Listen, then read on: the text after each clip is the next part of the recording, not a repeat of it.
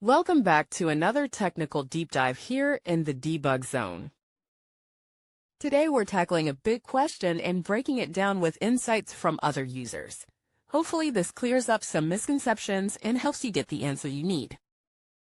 So buckle up, stay a little curious, and let's jump right in.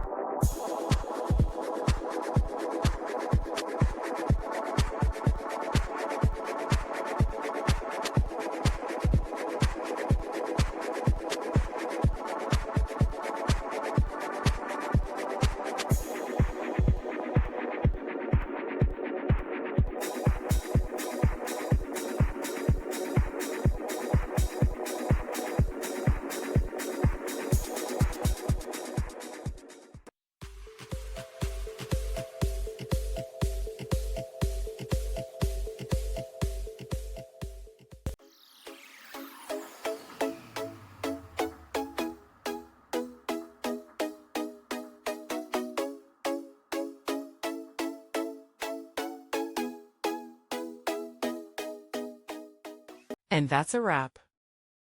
I hope you found the answer you were looking for. If you did, take a second to hit that subscribe button. It really helps out.